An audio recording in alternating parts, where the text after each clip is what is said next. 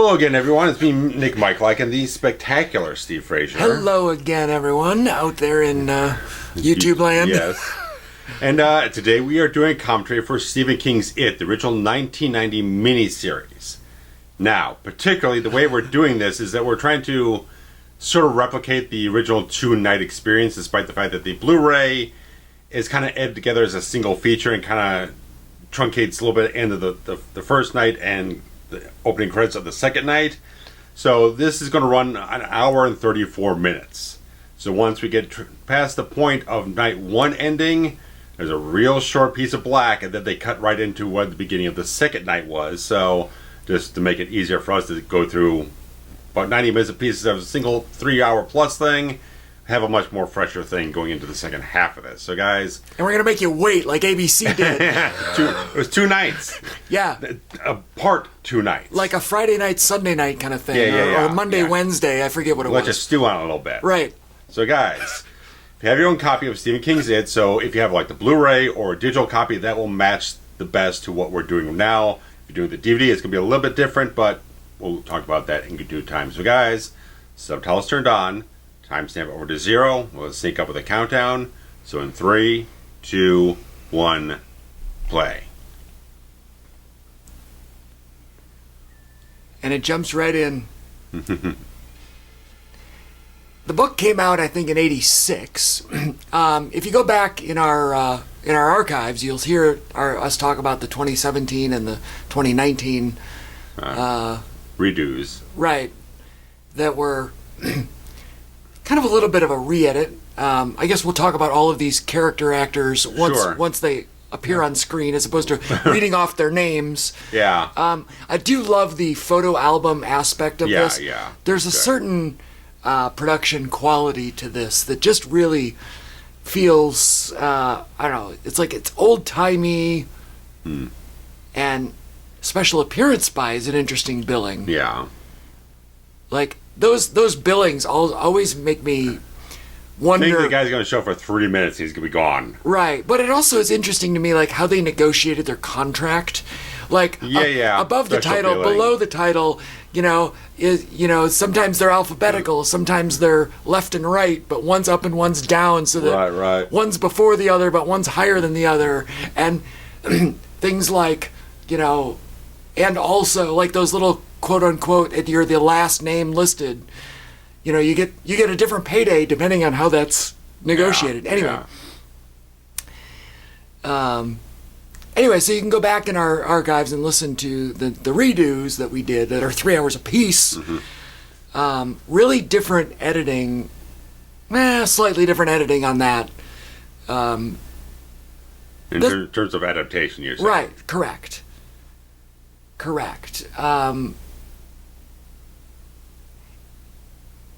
And interestingly, they both decide to kind of start with this Georgie story because it's relatable.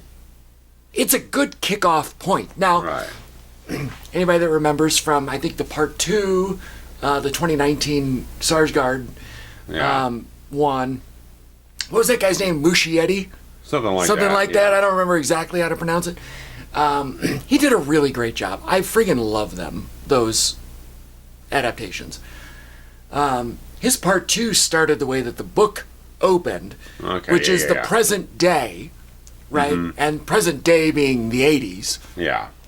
Not in his movies, it was updated, but whatever. Shift the timeline. And it was the beginning of the now cycle, as it were. Yeah. So the book starts, hello. I mean, we're, 4 minutes in, and we've just... Not even. We've given you the shot of the most terrifying... Okay, so I lied. That scene's not even in the book. I don't think. Oh, well, maybe it is. I think it's referenced. They don't... It's not talked about. It's like, oh, this girl went missing. Okay.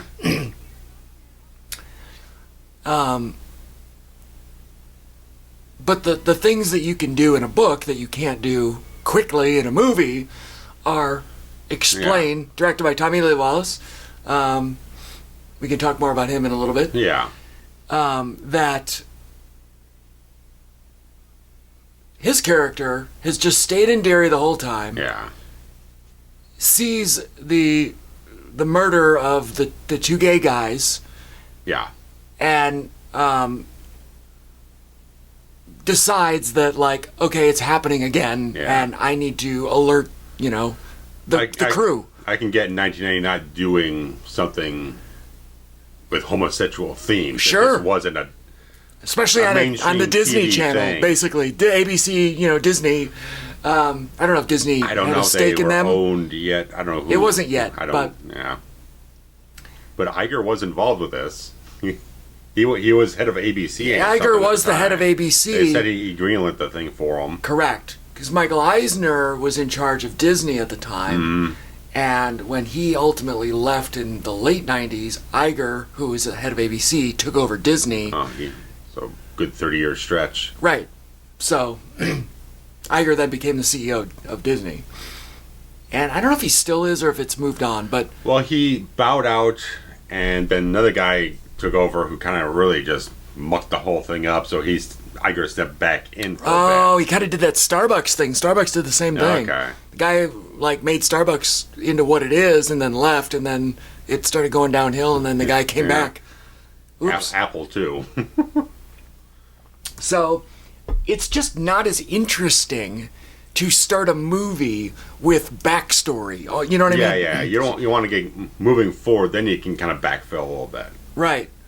So, I do think that what this one does better than the current adaptation is having Mike be like the hometown hero, kind of, so to speak.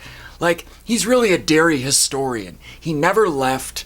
He's just been around for 27 years. Right. Like, he's lived with the memories. Yeah, it's never gone away. Right, it's never gone away. Which is the whole point of the book. Yeah. Is that everyone has left Derry and they've all forgotten.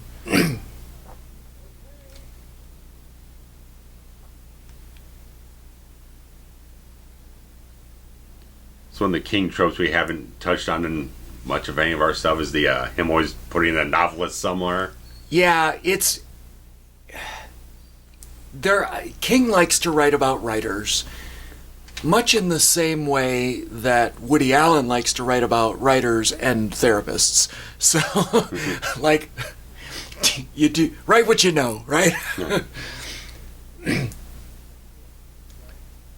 Writing is what I do, he says.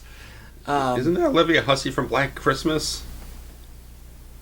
I don't know. I'm pretty certain it. Well, I don't know. You pull up your little IMDb or whatever you got there. And pull that up.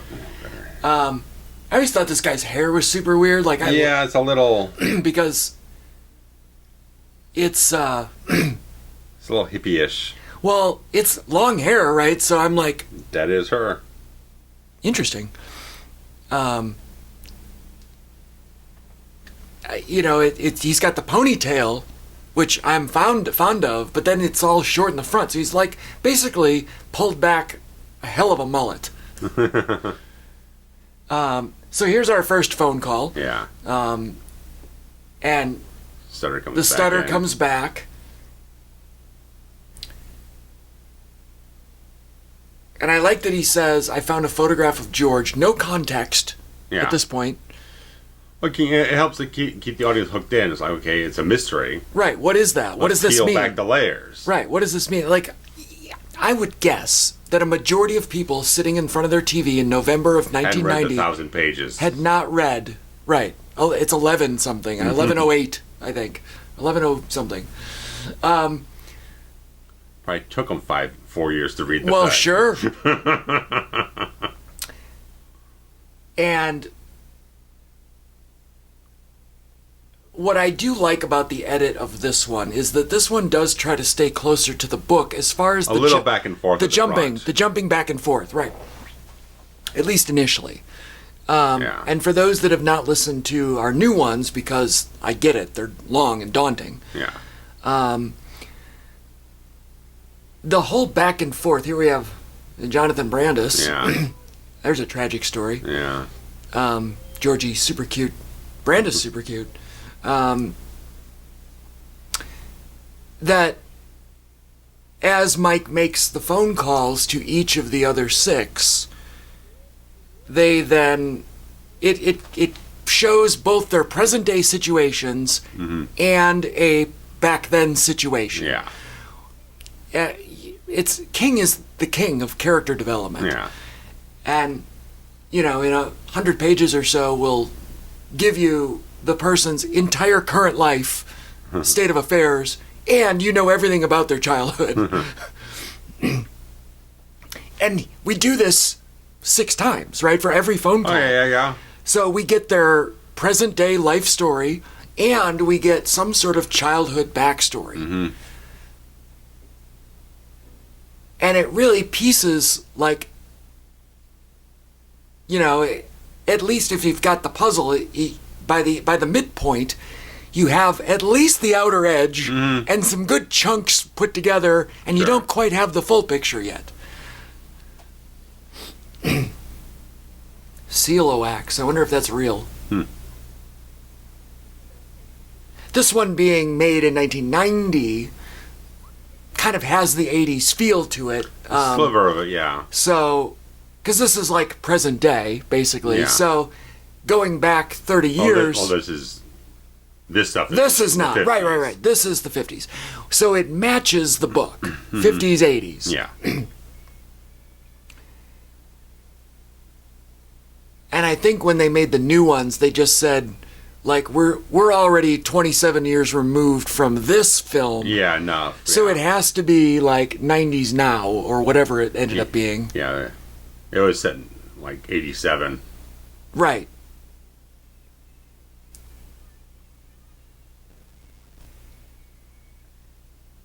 And this scene is, like, in both films, is, like, really page for page out of the book. It was, like, such an iconic story to read.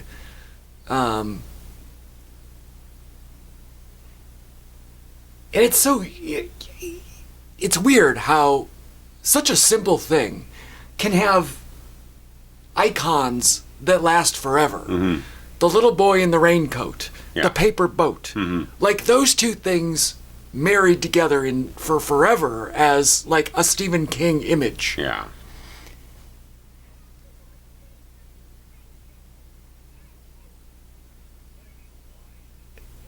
Now, here we have Tim Curry. Yeah. What a hell of a run that Tim Curry had been on at this point in life.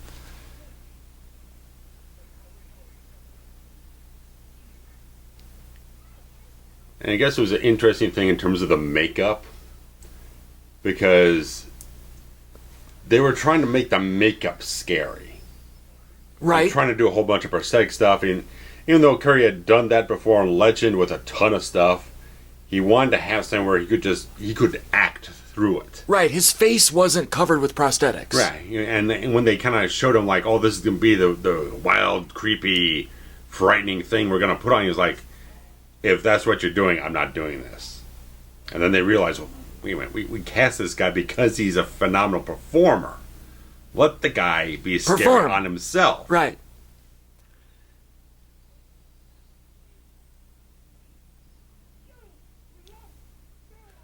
He's so, like... Mm-hmm.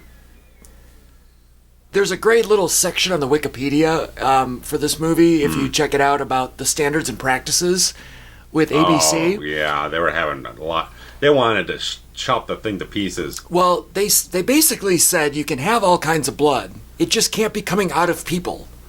So they worked around it, and, like, you don't ever see Georgie get his arm cut off. They just talk about it. Yeah. The blood comes out of the sink, which it actually does in the book. But... You know, the blood comes out of the book. The blood comes out of things that aren't people. Mm-hmm. And that was an ABC standards and practices thing, which I think is super interesting.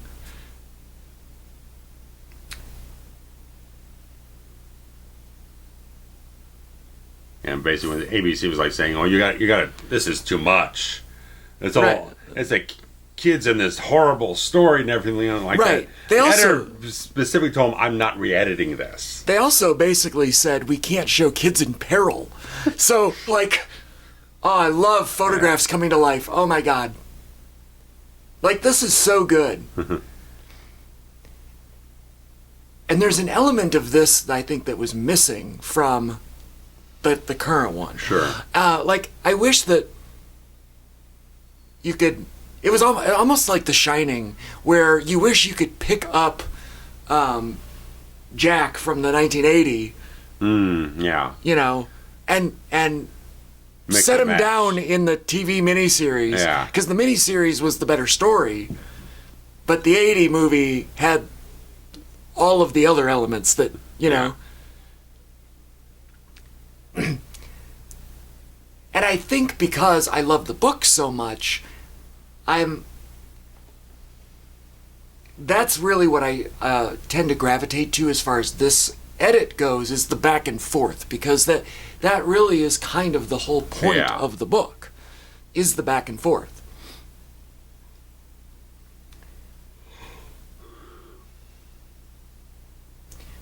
Brandis was kind of a Hollywood hotshot, you know, and I mean, it was like him and River Phoenix. The two of them were like, they're on the trajectory up, but then bad things happened. Right.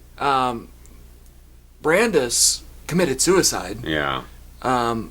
Was Phoenix an overdose? I feel like it was. I don't recall off the top of my head. So I apologize to any Phoenix fans out there. And interestingly, Brandis, when he committed suicide, was 27 as part of that 27 club, which...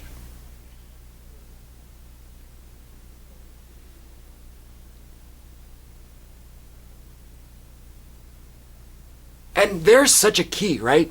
He literally didn't remember that his brother was killed. Mm. You know what I mean?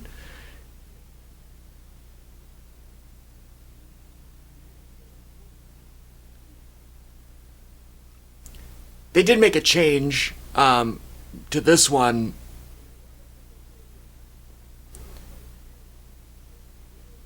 Where I think in the book he was actually like filming a movie adaptation of one of his works. Okay. Overseas, like in London or something. Okay. And the yelling at her to promise me you'll stay here, I guess it's kind of a wink and a nod to the book. She does show up. In this version, she does show up. Okay. I don't remember if she shows up in the... I think we made a discussion point of it, the other one, where she does not reoccur in the modern... the theatrical remake. And... Alright, so we've got one of our stories out of the way. Yeah. A bolo. Ritter and a bolo. Great hair. Oh yeah, the hair, the beard is wonderful on him. Yeah, this is peak Ritter right here. There are several characters that converge back on the town in the story. Yeah. And the theatrical version really kind of glosses over that. Yeah. Bev's husband, stuff like that. Bev's husband, Audra, and our bully. Oh, yeah. Escaping out of the asylum. Bowers out of the asylum.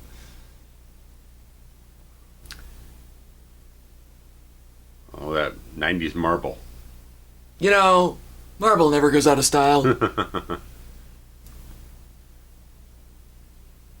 it look like his suit's fluorescent or something?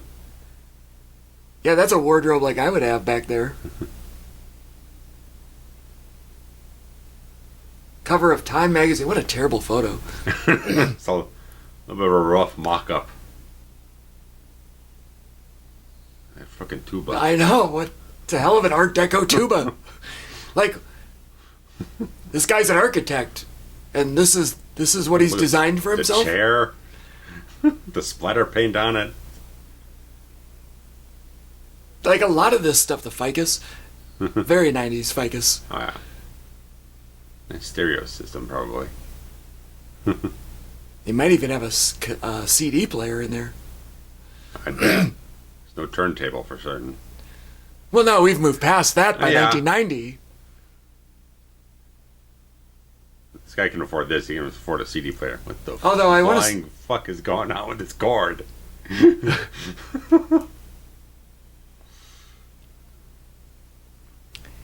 I like this cut too because if you don't know the story, you almost think that Ritter's the bully. Yeah. Right.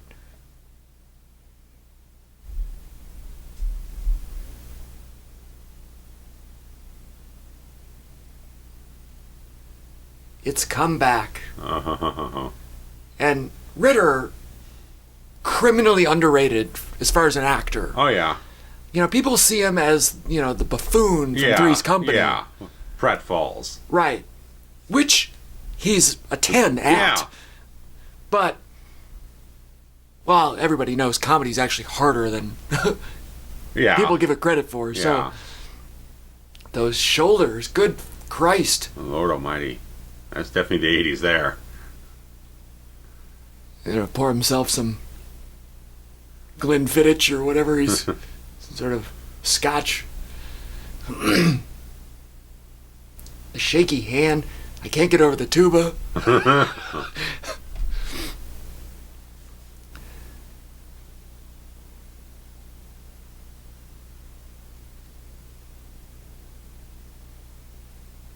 And for a TV movie, this thing resolves very well in Blu-ray.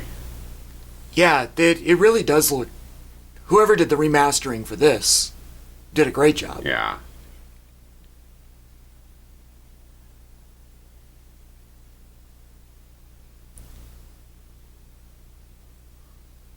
And there's just little clues that, you know, show he's an architect. Yeah.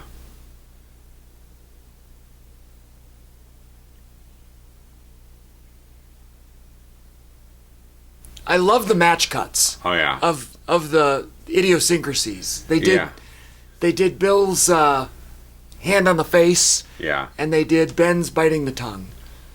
Or biting the thumb. Thumb, not the tongue.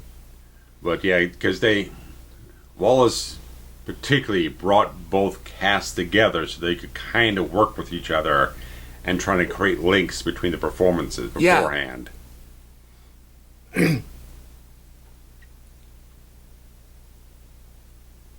Stephen King also loves a 50s greaser character. Oh yeah, we've been there. So, you know, Bowers here looks like he could be in Sometimes They Come Back. Exactly. Or Sometimes They Come Back Again. Or sometimes they come back for more. Right. There's 3 of those out there. I think there are 3. It's a trilogy. The bow tie on that kid. Oh yeah. Jimmy Olsen. I love the look though. That hair with the little point. Oh yeah. I often wonder if I would have operated like that if I were in the 50s. Because I don't think anybody had long hair in the 50s. No.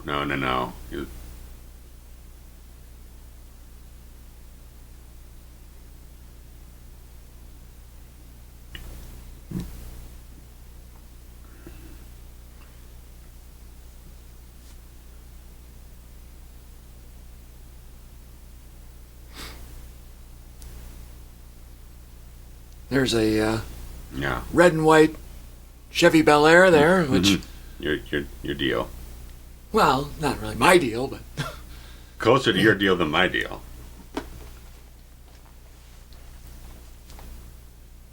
I'm just saying he likes to have homages to Christine in everything if he possibly can.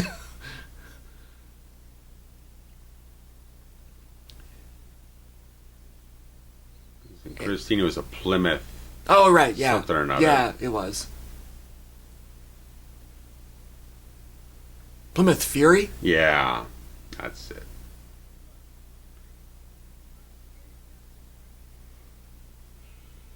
Yeah, this is like the best and worst day of Ben's life. Oh, yeah. Because he fell in love with Bev and then gets cut. Mm-hmm.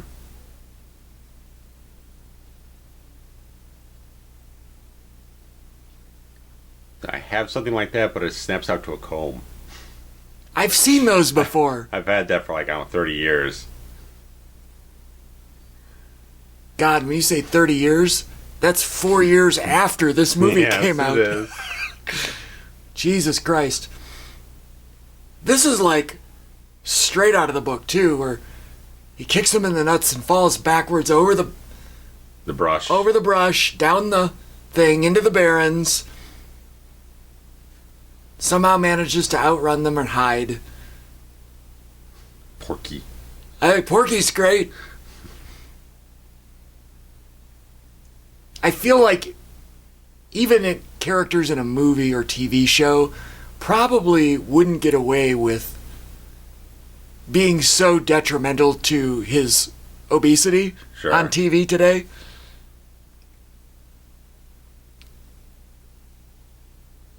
I don't know. I feel like the standards and practices would come back and be like, well, you can't really call the kid fat and porky and all this stuff. Yeah. I don't know. Maybe you can. Unless you're just that despicable of a character, really. It really does. It's all context, right? It really does make him into a heel. Yeah. Right. And you got to be quick, right? We've only got so much time. Yeah. That's the thing. You got to be economical. It's not a book where you can just linger. Right.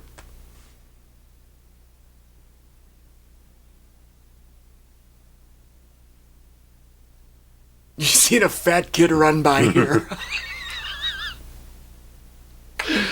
Damn it.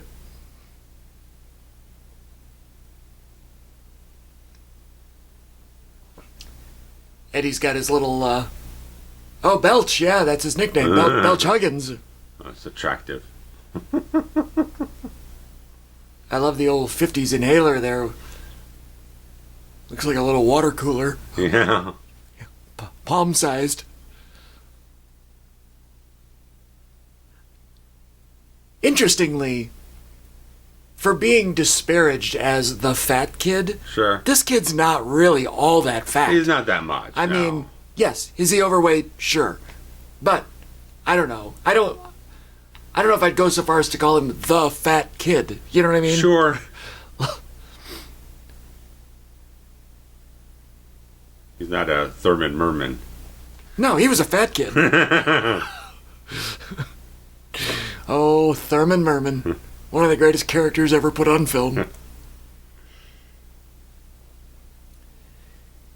Everyone's got their Chuck Taylors on. It's awesome. What is Eddie's coat? For real.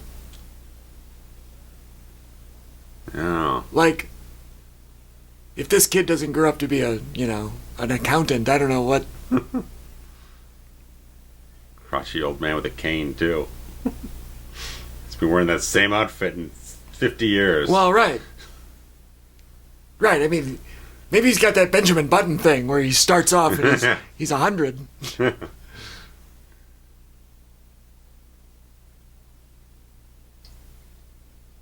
That was a weird movie.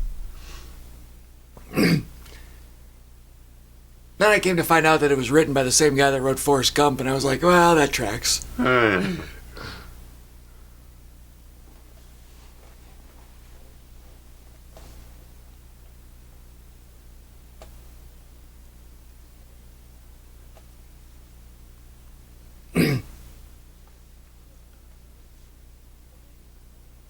Good job, Ben. That's correct.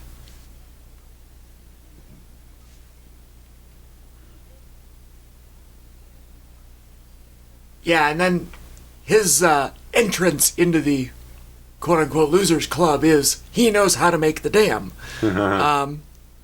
And then they're like, Ben, how do you know how to do this? He's like, I don't know, I just know. Sure. And there's the seeds of the architect. Yeah. His first creation is the dam in the Barrens. The patches on the knees. Fuck you, kid. Fuck you, Mom, because that's the cheap fix, and, Yeah. A poem. Winter Fire. My heart burns there, too. They didn't even let him finish. Was it? Oh, she called him Benjamin, so look out. Oh, yeah, he's in trouble. Problem now.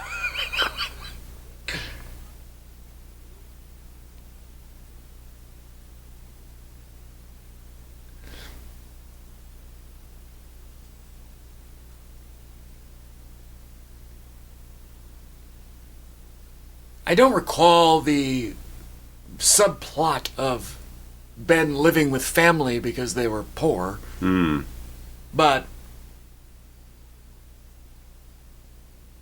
I guess it's a fine workaround for whatever the real story was. There's so many intricacies in 1,100 pages. You know, like I think we talked about things like the one kid who visualizes it as the leper. Yeah. And the leper, like, touches him inappropriately in a, you know, like a pedophile-lic way. Yeah. And it's like, well, we're not going to put that on ABC. Like, I don't think you could show lepers or pedophiles, let alone the combo platter. So,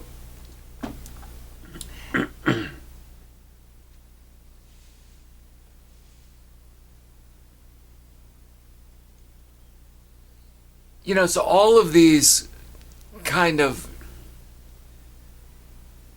manifestations of it are slightly different than they were in the novel, pretty much for time and more so for content. Yeah.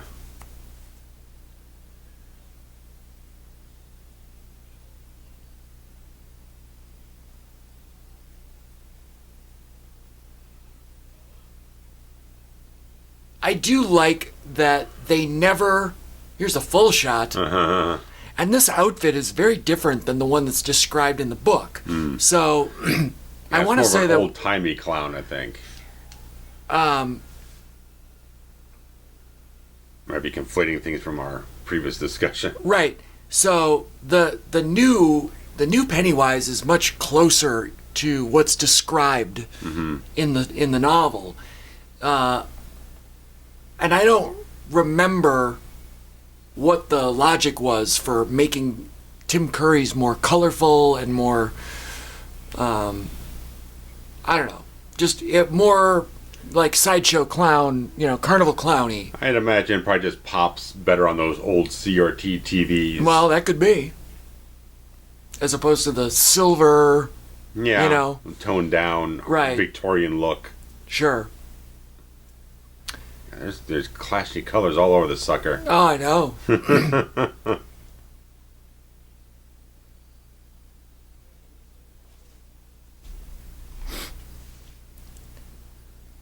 It's corporate 90s, but I've never seen it. Well, and that outfit, Jesus Christ.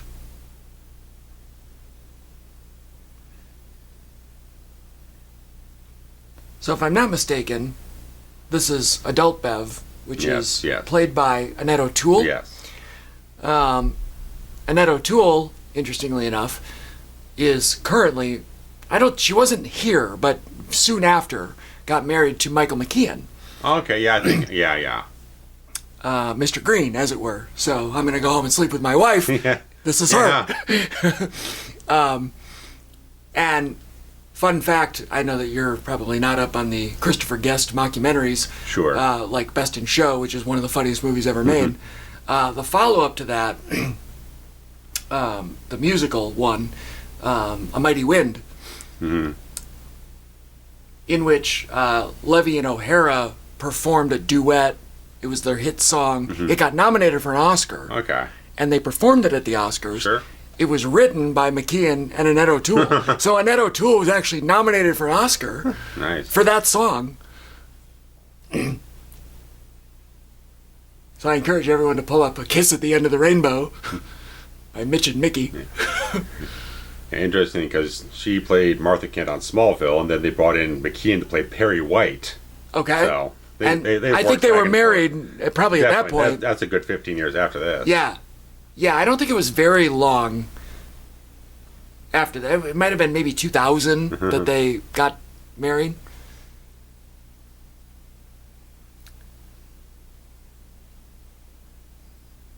That right there was supposed to indicate that they just had sex. Yeah, right? That's as much as you can get away with on TV in 1990. The lay down sigh, as it were, is supposed to indicate it's over. Yeah.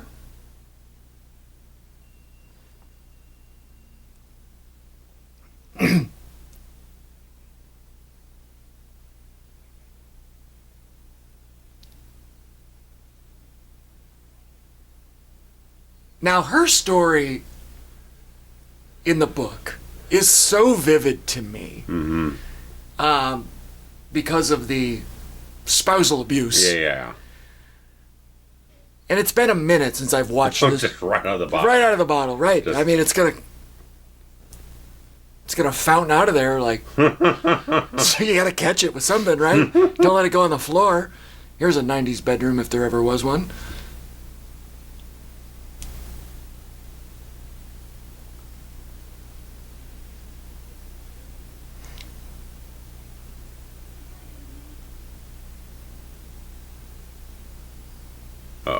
Oh, you could see it, right? Like, yeah, you see it coming.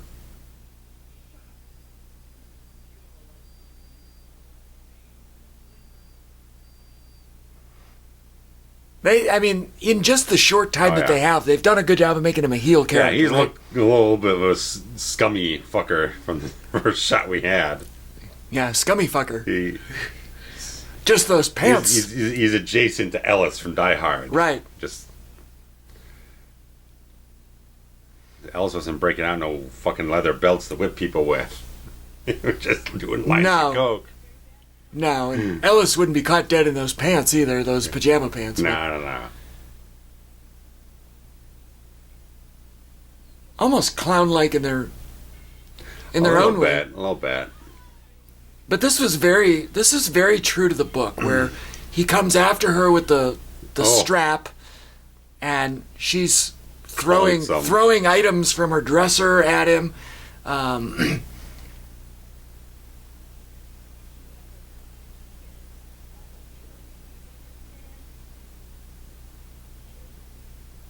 She does a lot more damage to him in the story than just this. Yeah, because here he's kind of a pussy, right? He like gets hit in the head and he falls down. A fucking jar. Right, like, well, it's come not back. Even a bruise or anything. Here's Mr. Tough Guy, and then yeah.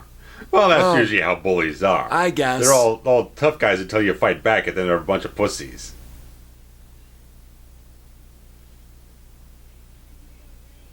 Why would you tell him that?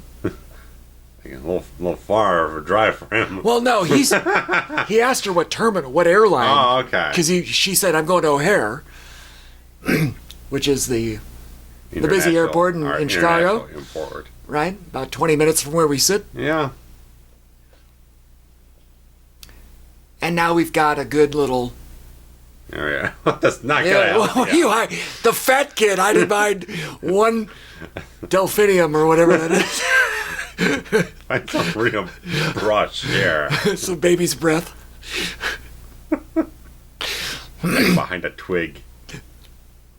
They find me here. Yeah,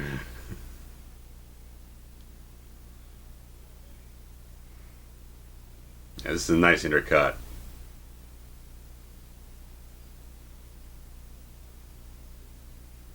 Right. Of course, his immediate action is to accuse her of hooking. And she's what, 12?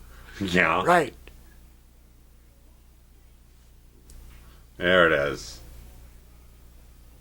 So, it's not a perfect match cut, but there's definitely the element of, like, second verse, same as the first. Yeah. You see where she's at now and see where it comes from. Right. The repeating aspects of mentality and relationships.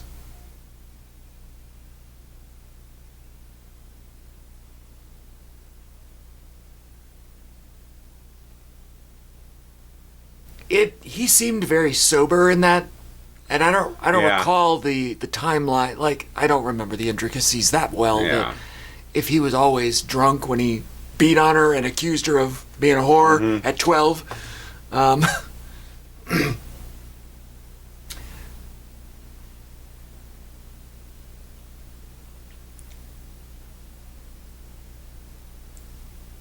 It is a little weird, right? That he was just lurking around. Want to guess how long the audiobook for it is? I'm gonna say 30 hours. Almost 45 hours. 45 hours! Narrated by Steven Weber. Okay. Who played Torrance in the Shining miniseries. I figured I actually, that one out. You like audiobooks. You Yes. subscribe to Yes. Audible. Yeah. And I don't, but I don't subscribe to Audible. But I do enjoy a book on tape, as it were, the CD version. And I recently did a Stephen King one for a reread. Seth Green. Seth Green's like in his 50s now. Yeah. It breaks my heart. We're all getting old. Yeah. These guys kept himself relevant every step of the way. No shit. He never right? stops working. Never. So I recently did a reread, quote unquote, with a CD audio book in the car because I have long commutes to work, and I found it super enjoyable. And the one that I just did was only 14 hours, which is kind of probably a standard issue. Yeah, unabridged version. Yeah. Right. And I've been looking into now. I've got the itch, so I've been looking into getting discs for ones that I've already read that I want to read again. Sure. And listen to them on my commutes. I have yet to try a new one that I haven't read, but I thought maybe because admittedly I've long since not been able to get into the Dark Towers. All right. Yeah, it's a lot. I've tried reading the first Dark Tower twice, given up both times. It just wasn't my thing. And now I'm wondering if I could stomach the audio, because it's, I don't know, it's not as much work. Yeah. Look at that, they built the dam.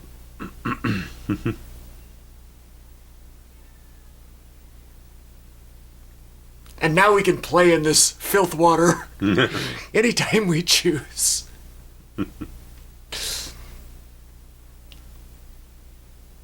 Here we've got our regular old love triangle, right? Oh, yeah.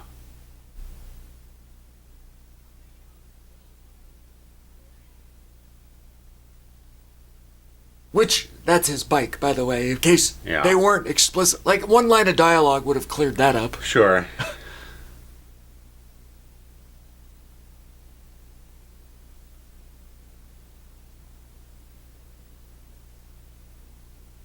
Oh, yeah. Oh, They there, wasn't yeah, oh, signed. shit. So, oh, you fucked yourself, boy. Well, I don't know if he fucked himself, but Well, he... you want to read in the room as well. Right.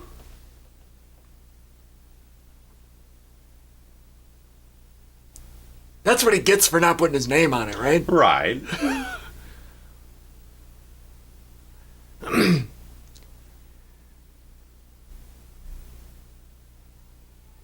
So, from what I understand, the girl's voice, from what I remember, the girl's voice in the drain is the girl that went missing. Okay. That I think that they were trying to visualize with the girl at the beginning of this on the tricycle, Okay. but it's supposed to be a girl of her own age. So, Sure. and the girl on the tricycle was definitely not. Sure. Here's this blood and gore that we've... Yeah.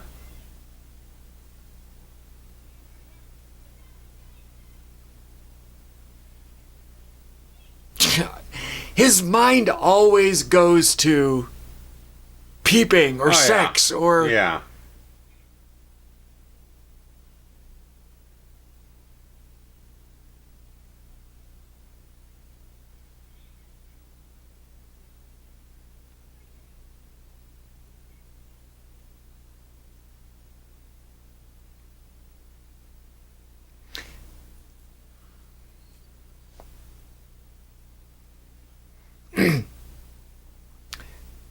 So I really would have liked the differentiation a little better here that perhaps the dad cannot see the blood. Mm-hmm.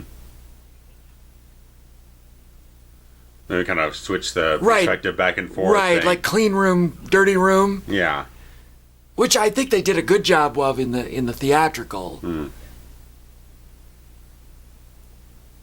Because from what I understand, the adults just don't see what the kids see. perceive it. Yeah.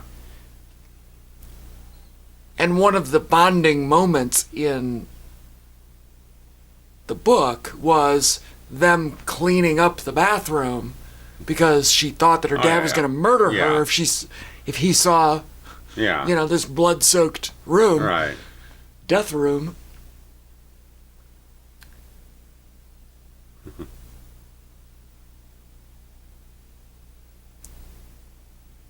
He's still got his little sweater vests. Mm-hmm.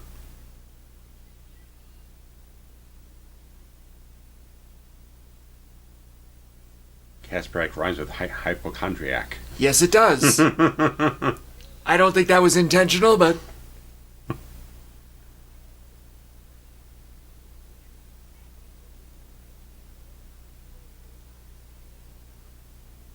Photo of portrait Gorbachev or something? Yeah, I don't know. I don't know who this would be. Mr. Gorbachev, tear down that wall. There's seemingly portraits all over the home. Yeah, how?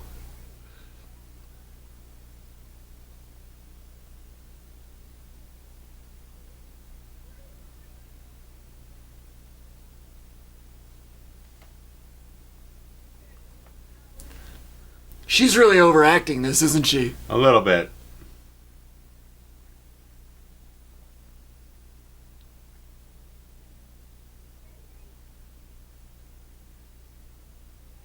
Is he the one that's the limo driver?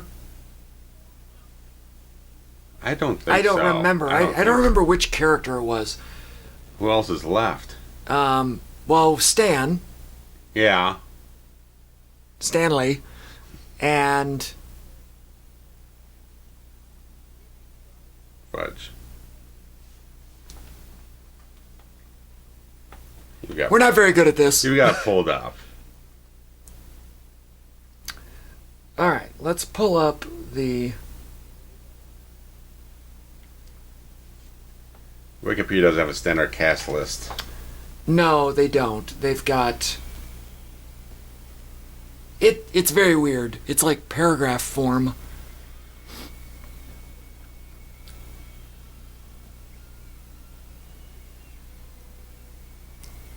All right, Ben, Bev... Harry Anderson, but he's the comic. Right, Richie. We've got Eddie, who is here, Mike, and then Stanley. So yes, in the book, this is why I'm confused, because they changed it. Eddie is a limo driver, and basically married his mother. Yeah.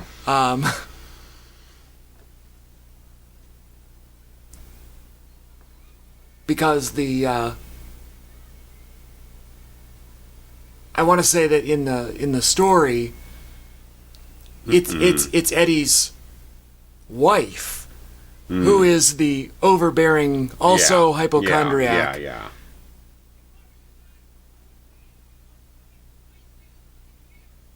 Oh no. This is why theaters don't have balconies anymore. For this very reason. And they were all, like, this part was very, accurate, that they had gone to see the monster movie, and then... Split.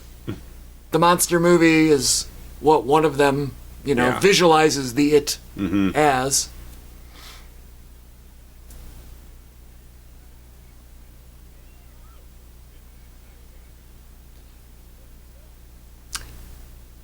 One of the characteristics of Richie was that he was always doing voices. Oh, yeah. Yeah, the Irish cop. He had the, this, that, and the other thing. And the current theatrical, they really didn't have him do much of that. No. Seth Green is much easier or more able to pull that off. Yeah. So he does kind of do, voices. Although...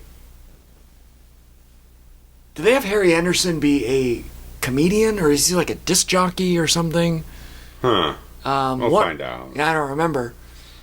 Says a mustache that doesn't do him any favors. No. But I feel like they changed, both versions changed his modern thing a little bit. Because he grows up to just be a stand-up comedian in the story. Yeah. And I don't think he's a stand-up comedian in either adaptation.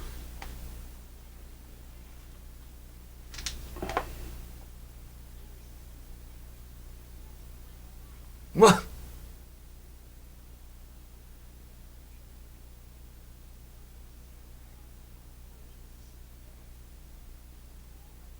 go away. I love that. Just go home. Is this the same actress?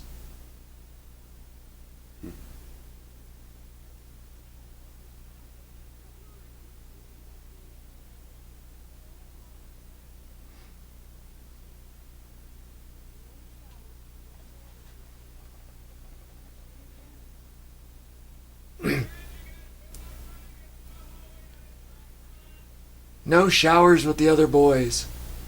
Like anybody would be looking forward to showering.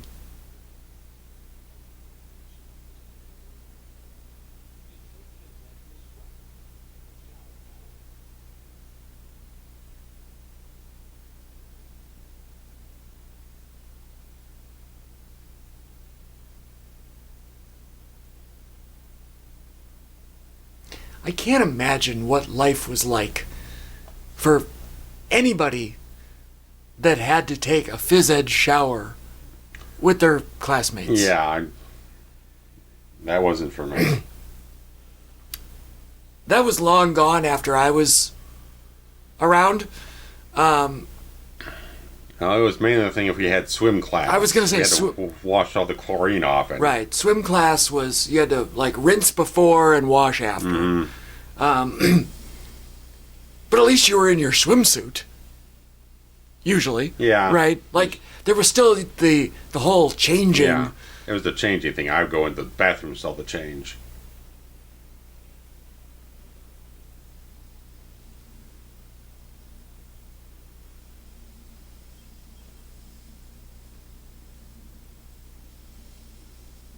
Yeah, this is very weird.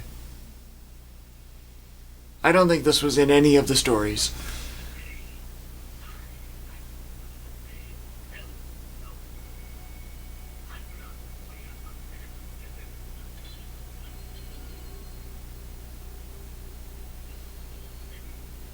But I like that they have, this is that weird CGI, right? The claymation or something? Yeah. Yeah. Stop motion bit. Wheezy!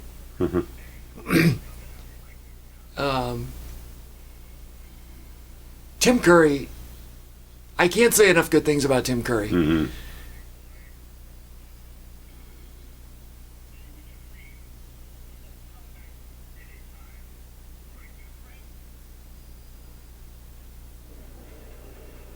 And I do love the teeth. Yeah, the eyes too.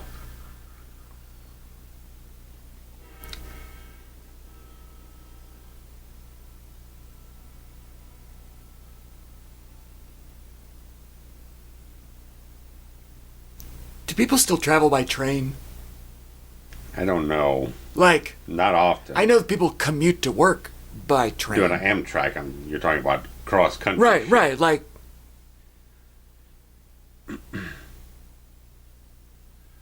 even if it's just, you know, travel that isn't work related. Oh, maybe he is actually a stand-up comedian in this version.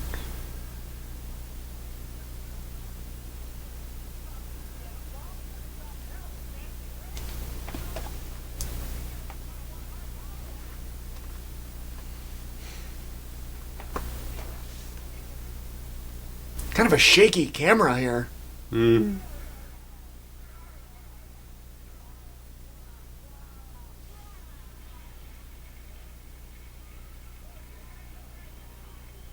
What a ridiculous act.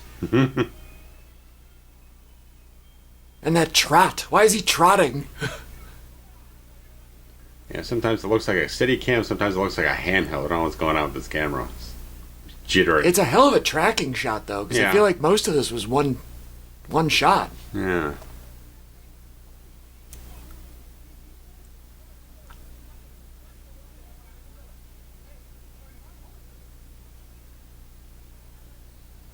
they've done a good job of just background context to show that he's somebody famous. Yeah.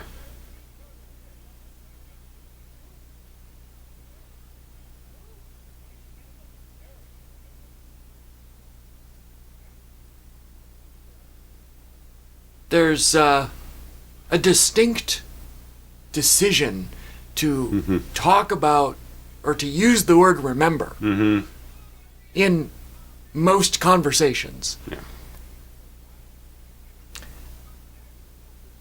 And I do think that that was really missing from the modern one, was the aspect of like complete amnesia until they like got together in town. Sure. Yeah, and started all flooding back in. Right. So like half of the book is the, each character's back and forth. And then they all get to Derry, and then the other half is a second round of back and forth, where now they've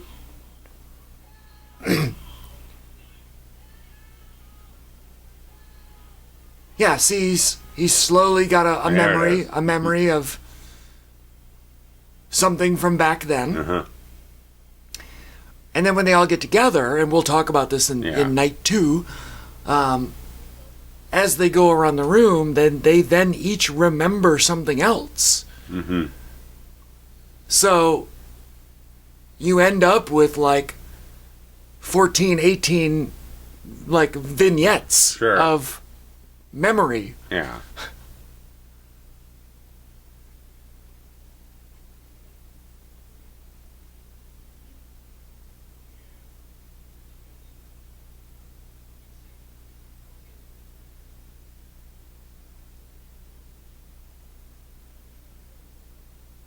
Here they are playing in their filth water.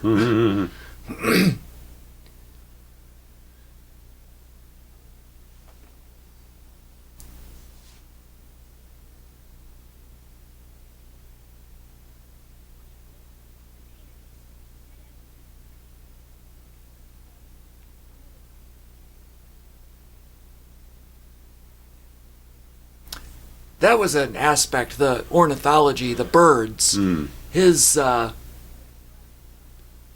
entire story was, Stanley, was like, the whole bird thing was really just left out of both versions, I think, other than that little quip.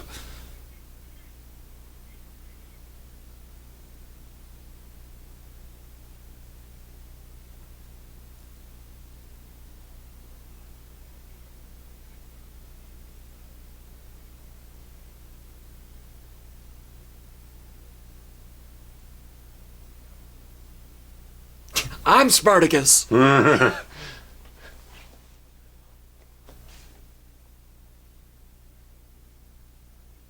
Velma Daniels.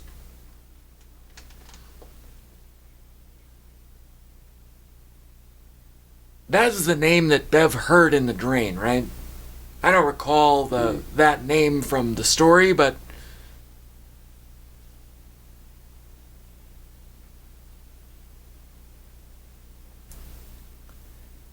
he's standing his bow ties.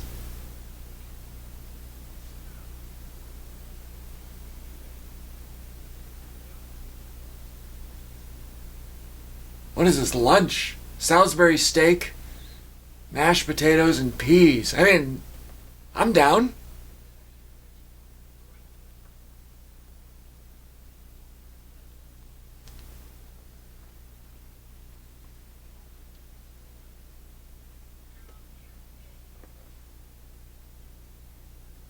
I feel like it would have ruined his jacket, no?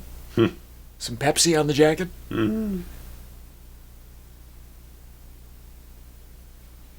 Oh, there you go. There you go. Kick his ass. They all three slipped on one drop of mashed potatoes. I love it.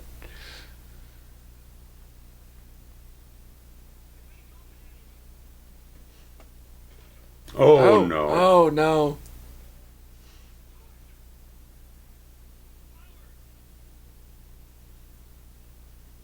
Everyone's in trouble. Mr. Marsh, the alcoholic janitor / woman beater. He's also the cigarette smoking man from X-Files. Custodian A. Marsh. He gets his own closet. Mm.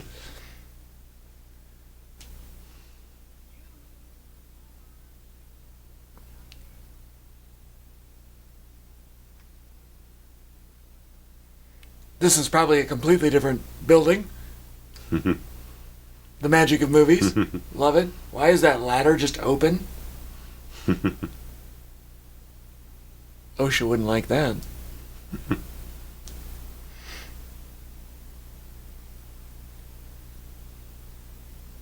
The boiler's cold.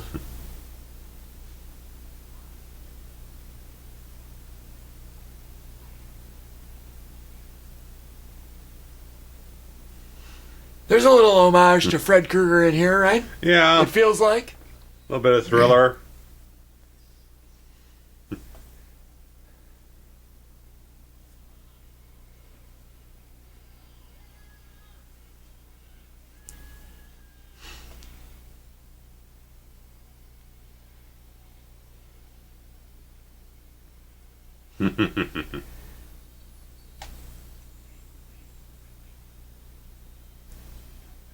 None of them ever did a good job of, none of them being this or that, did a good job of explaining the beep beep, which was really everyone's way of just saying like, hey Richie, shut the hell up.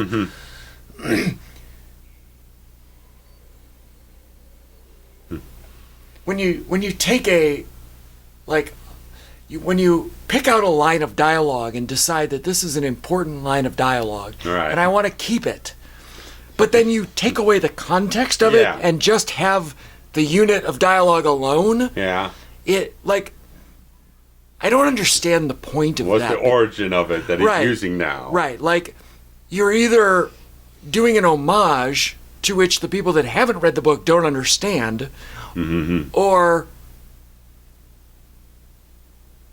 you're trying to cater to everybody, and it just doesn't make sense. Yeah. Another great little match cut there. It was really well shot. Yeah, I think for as limited of a time and resources as you had for a TV movie at this time,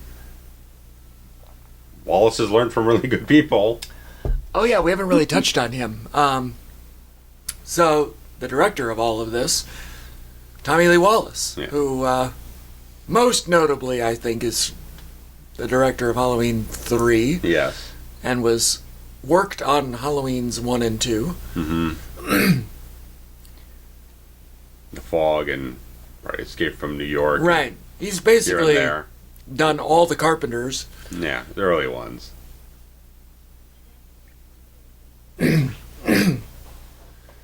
he had just come off of Fright Night Part 2, which had a very unfortunate history, but it's actually a better film than I remember it being. He did a good job on that one, too.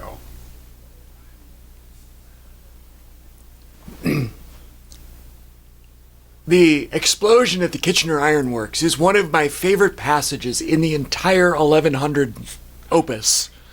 One of the, because Hanlon here is the person that tells everyone about the history of the town. Yeah, he's an archivist. And has all of the, every 27-year iteration disasters. Yeah. Either the ones that started it or the ones that ended it. Yeah.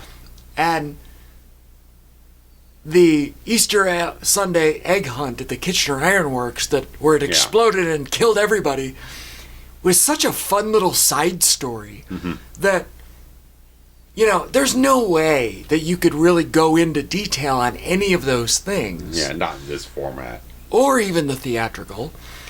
And so you just have to mention it.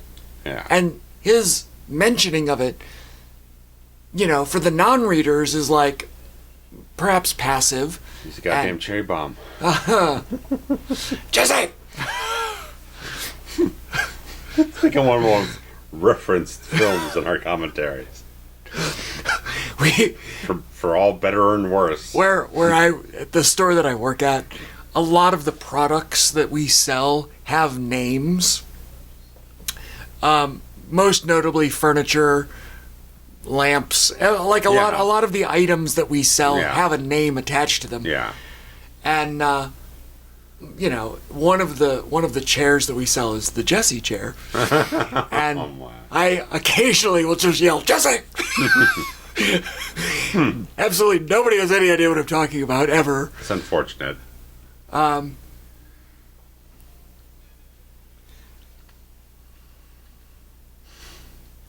These bullies get around, don't they? They sure do. They are all over the town.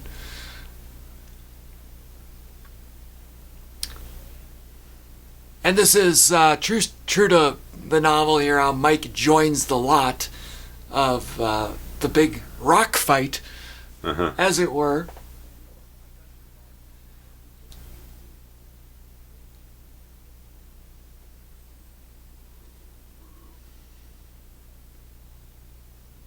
There's another little connection here that I didn't really put together. That Nancy and Tina sitting on the couch saying, "You dreamed about the same creep that I did." Yeah. Like, it's interesting that all the kids have had their own experience, and now they can commiserate. Yeah. And in another classic trope, the kids, like, the parents don't believe it or don't see it. They've all multiplied now. There's like twice as many of them now. Of the bullies? Yeah, there's 6 of them. There used to be 3. The fucking gremlins. Well, they've got friends. That's surprising. Well, you gotta have even, it's like Survivor Series. You gotta have... Richie got them wet, so now they multiply. Well, okay.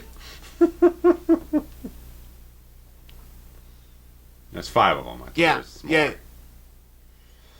5 on 7.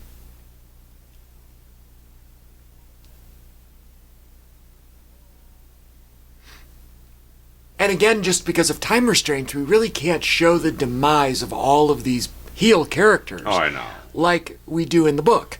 Like Pennywise gets all of them, I think. Almost all of them. Probably.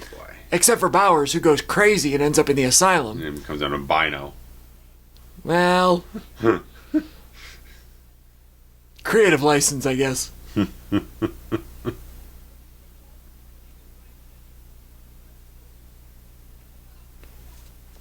This is full of, like, 1950s insults. Yeah. How awful would it be, let's just put this into context, how awful would it be to get into a rock fight? Ouch. No, thank you. I'm out of here. Why is Ben just sitting doing nothing? Bev's getting hit in the cooch. You mean Mike? I'm sorry, Mike, yes. Mike's just laying there. Big old Ben. He's charging to the rescue. Oh, Big Ben, yeah, he's a football player, if he ever was one. I mean, look at these rocks. Yeah. Brain damage. Yeah, right. They'd have a few, and anything else, they'd have some few bruises, a little makeup on them. They blood, a little, right? Little something.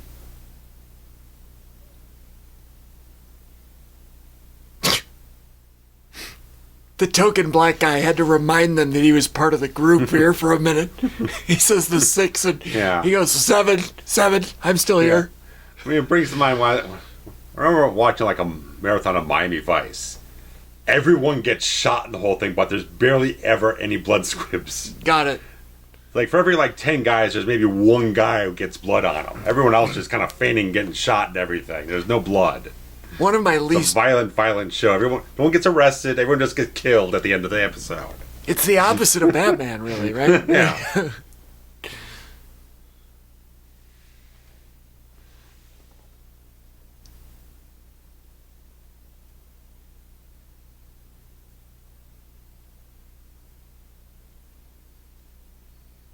It would have been fairly controversial, I think, in the 1950s for 6 white kids to befriend the black kid. Oh, yeah. I mean, segregation was still a thing in parts of the country, I think. Yeah, up until the 60s. Yeah.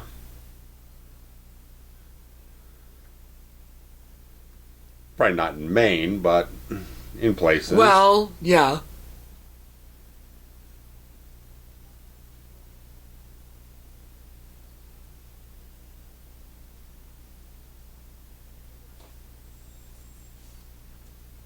Yeah, that's him.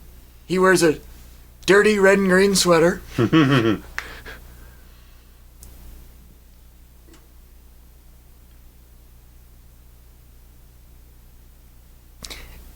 Has nobody ever put together that this photograph book all contains images of the same likeness? This is one of my favorite scenes. They did a really wonderful job on this. The pictures coming to life is... Look at that snake! Oh my God, I want to be a part of that.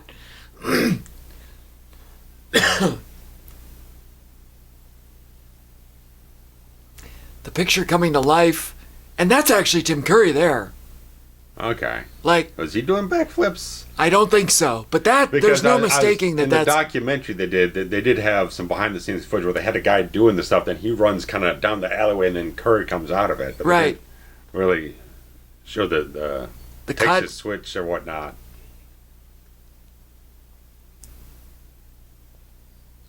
This is fucking scary. Oh yeah. And I think the biggest compliment to this miniseries was Tim Curry's performance as Pennywise. Oh yeah. It's the legacy, because when you think of this movie, you don't think of the characters, the kids, you don't think of the adults, you don't think of Ritter and Anderson, you don't think of Seth Green and Brandis, you think of Tim Curry. Yeah. And the imagery of Tim Curry with the white face, and the red nose, and it's almost like the Mount Rushmore of horror iconography is Tim Curry's Pennywise. Yeah. And I'm so convinced that all the backlash to the theatrical remake is because you were never going to recreate that performance. Yeah. And, who gives a shit about the story and how good of an adaptation it is? Sure. Because it's not Tim Curry, so it sucks. Yeah. You know what I mean? Like, I think that was the mentality going in. And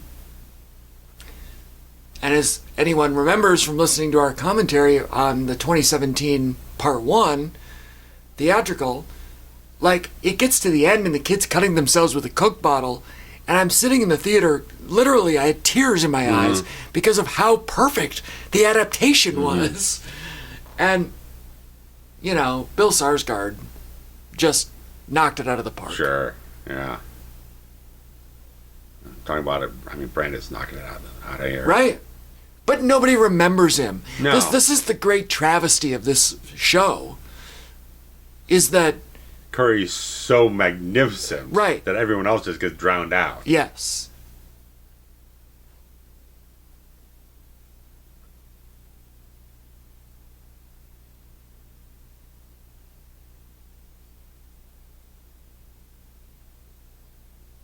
And here, this is just one imagery of King's favorite thing, really, is, kids being kids and banding together and the brotherhood of childhood. Mm-hmm. It's interesting how they kind of grade up Reid on this whole thing, because he was born in 44, so he's exactly the right age, but for some reason they wanted to make him look more stately, aged up, or something. I don't know. Just weird, because even today he doesn't have that much gray. Granted, he's probably lost a little bit of a hairline on the whole thing, but. Well, how old is he supposed to be in this scene? I know, old. 27 plus 12, so 40? Possibly, yeah. And he was about 45 or so at the time they were filming this. Maybe he was older than 12 in the... Well, still. Perfect Strangers! Balky Bartokomous! I've seen every episode of that show at least twice.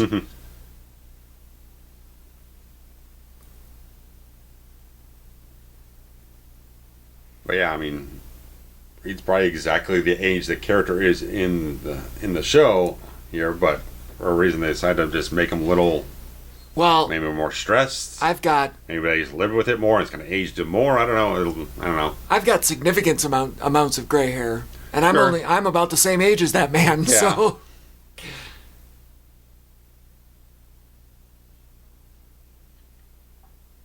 And this is Masur, right? Yeah. Who is in The Thing. Yes. He was Clark. I don't remember the character. Clark, okay. You know, took care of the dogs. Yes. I don't think Wallace worked on. I was going to ask that. That was my next question. I don't think he did. That was 82. That would have been when Wallace was probably in pre-production or production on Season of the Witch. Those both came out in 82. Okay, maybe right. 4 or 5 months apart. So, famously, Tommy Lee Wallace was offered the chance to direct Halloween 2. Mm-hmm. And famously turned it down because he thought, how could anybody ever make a Halloween 2? Yeah, live up to the original. Right. Like, no. You just saw failure all over it. Right. And then it came out. It was a success. Yeah. For whatever it was worth. Its pros and cons. Yeah. Available in the archives now if you want to listen to us talk about it. That was the one where Mike Myers really just gets all over town. Yeah, He's everywhere. He's a dipping moving in slow motion, though. Yeah, he walks in slow motion, but he's literally everywhere he needs to be.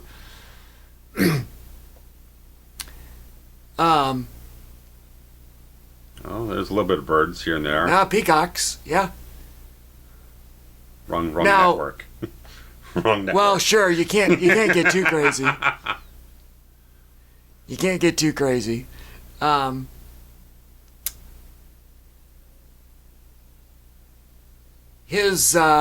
don't remember here what they have for his horror. For his backstory.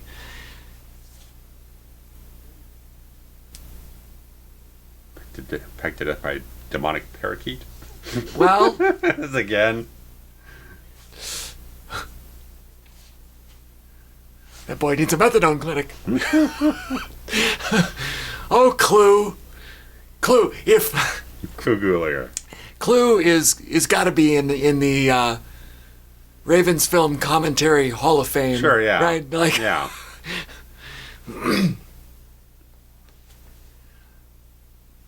Along with our stuntman.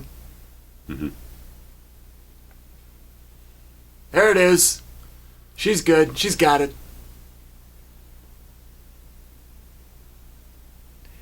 I'm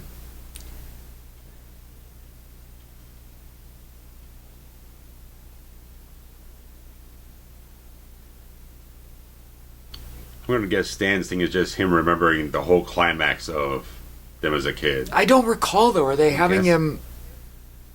Well, he's a doubting Thomas the entire time. Yeah, sure.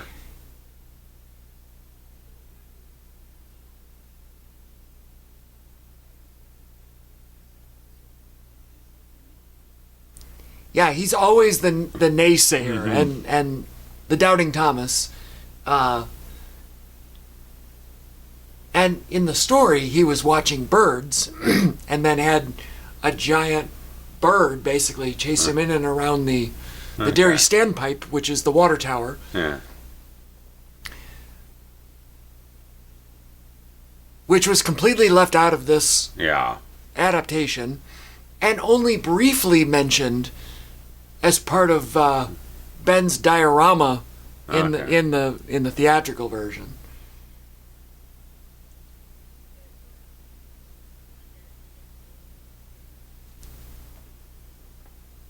There's a shout out to The Stand, my favorite book of all time.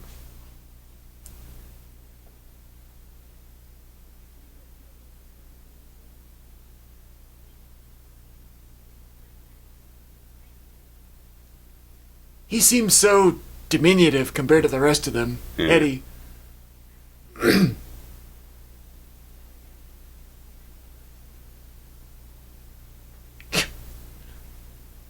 It's like huffing paint. I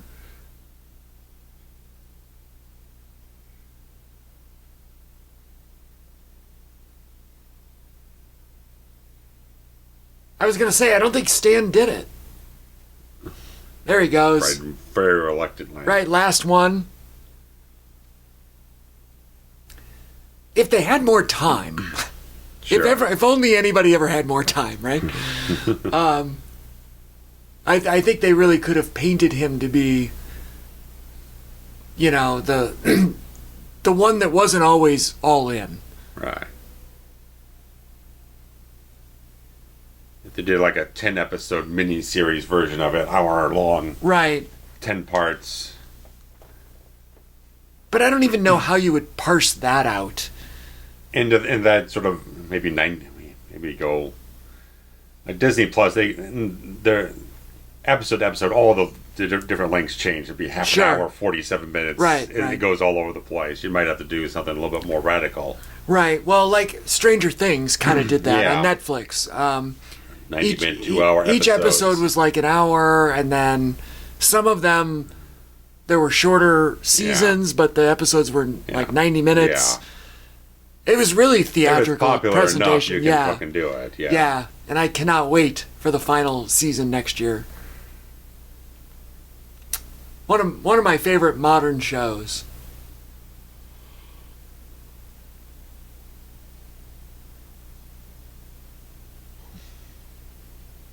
Now they're going to the boiler room. I'm telling you, there's a lot of similarities here. This whole factory is kind of like the ending of Freddy's Revenge. Right.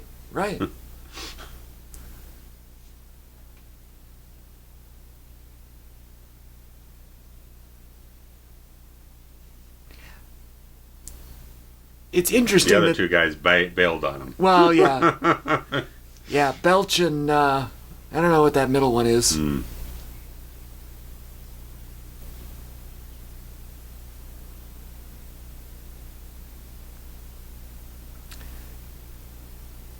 Yeah, I want to say whoever this middle guy is, I forget his character's name, does bite it here in the sewer. Sure, yeah.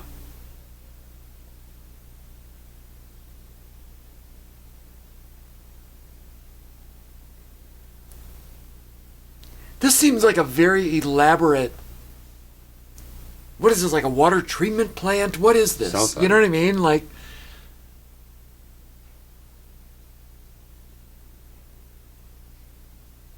There's the Tim Curry pom-pom.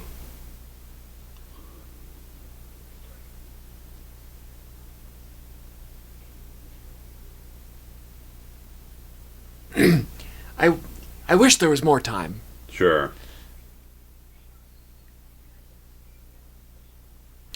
I get the sense of camaraderie here. It doesn't... It feels tight, but it doesn't feel tight enough for me, you know? Yeah, I'm like, it's not quite the Cliff's Notes version of it. Right. But it's a little bit in between, like, the real 16 type of version and the much more expanded thing. It's like... It's giving you a little bit more to hang your head on, but it's not quite snappy and succinct enough, but it's not quite as expansive enough to really get as much out of it as you feel that there is. Right. Like, the theatrical basically doubled the amount of time. Yeah. But the things that they choose to expand on and create their own content, I feel like wasn't the right things. This one is actually much truer to the book. I was going to say, I didn't remember that it was so much back and forth timeline shifting in this version. Yeah. And that was a very distinct decision made by the folks that made the new one. I don't know if Muschietti wrote and directed. I feel like he had a hand in it. Probably, yeah. You know, and the decision was made to very specifically keep the kids and the adults separated. Yeah. Their stories. Yeah. And it to me, as interesting as that is, and they were able to pull it off to some degree.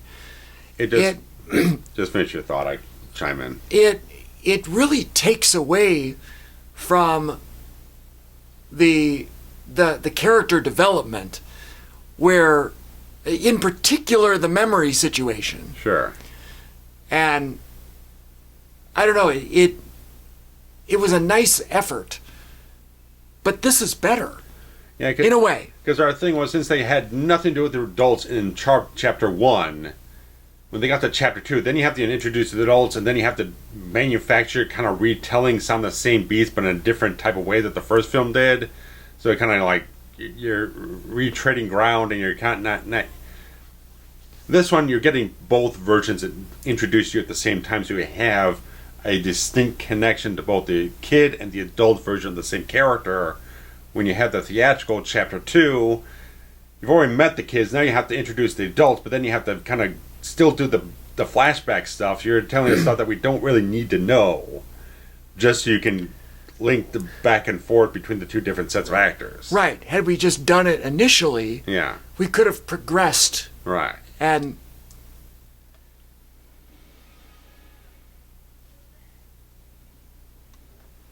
it's almost the reverse logic of the superhero movies that I'm so mad about. Yeah. In the first film, you get the origin story along with the current villain. Yeah. In the second one, that's great, by the way. Him getting sucked into the pipe. Great effect. In the sequel, you don't have to tell the origin story again. So there's less time to fill, or more time to fill, excuse me. So you usually have two villains. Right. Because you need more time right. to tell stories. But them doing the 2017 one is like, okay, it's the reverse of what, in a way, the mentality is with superhero films. Like, you're banking that it's going to have a sequel anyway. Right. But as they did the 2017, it's like, okay, we're going to play it safe. We're not going to bank that we're doing, even though they tease at the end. We're at least going to have a full, complete story of the first one and not kind of tie as like, okay, we're going to have threads we're going to pick up later on by introducing the adults and leave their story unresolved. So it's kind of like, now, maybe not so much right now, but back when they were making that, it was much more like, superhero films will lay a bunch of threads and seeds, and we'll kind of cameo a character. It's going to be like, oh, they're going to have their whole thing in the next film and tease a bunch of sequel stuff. 2017, it was just like, let's make one complete film, then we get to another one, then we'll kind of figure out how we're going to tell that story without having anything set up in the first one. Right. It was like a cover your ass situation. Yeah. Let's make one, and in the event that it sucks, we can just stop now. Mm-hmm.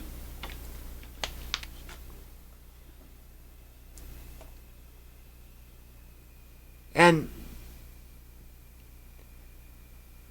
there's a whole section of the book that deals with this deadlights, the imagery of a turtle, which the turtle is apparently cocaine-fueled madness. The cocaine-fueled madness that is the origin of all Earth, I guess. Like in the beginning, there was this space turtle, and that was their homage to that, I guess. That's about as far as you need to go. Yes. Ultimately, it was like an alien invasion, so to speak. Right. There is one of those beats, I think, when they go into their, like, smoke room that they build, they're passing the peace pipe. And then they all hallucinate back to the original origin. Which Wallace said he wished he could have gotten something about that into this version. But Lord knows how they'd visualize it with the resources they had, and as we'll get up in the second half of this, towards the end, about certain things.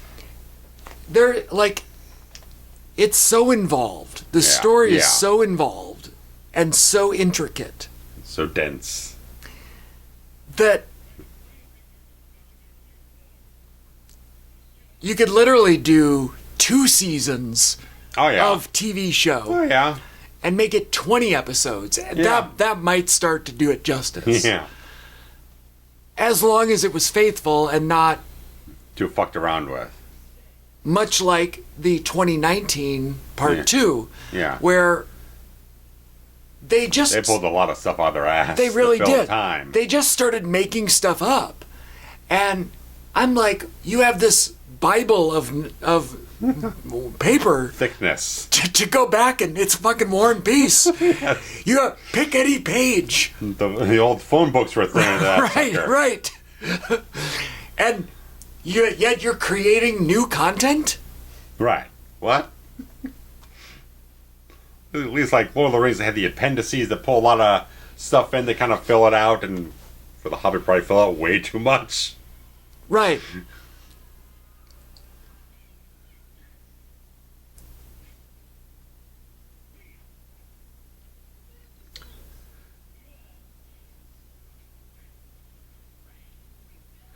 I can get the special appearance credit for this first part because he's more just like a little supporting pop in every 10 or 12 minutes. Second half, he's much more prevalent, I feel. Right. Well, admittedly, I think everyone recognizes that the part 2 is inferior. Not good. And even Wallace acknowledged that. It's like, I feel like he was even saying part 1 and part 2 were written by different people. We'll have to look into that. So, here's this great thing, right, where, like, everyone brings a little something to the table.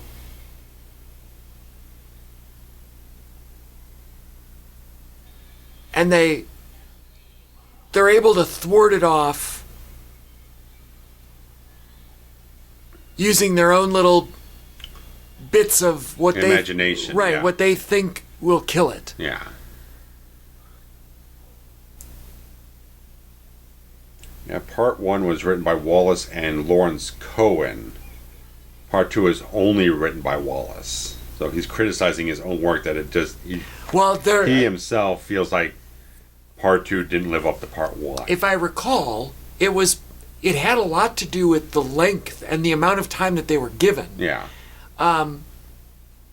Pre-production wise. Right. And, famously, and I don't know if we should mention this now, if you've made it this far great, or if we should mention it at the beginning of the next one. But originally, George Romero was linked to this. Yes. And it was going to be an 8-part or 9-part miniseries. Yeah, something. A real beast. And when ABC said, no, we're cutting it down to 2, Romero said, I'm out. Yeah. And then Tommy Wallace walks in and says, all right, I guess I got to figure this out. Yeah. Over 2 nights. Yeah. And I think it got dicked with a couple of times here and there. And so he wasn't able to... way more time was spent on the part 1. Yeah. And then part 2, he had the rug cut out from under him. Yeah. And the rewrites cut for time, cut this, cut that, and it ended up being just the inferior product. Mm-hmm.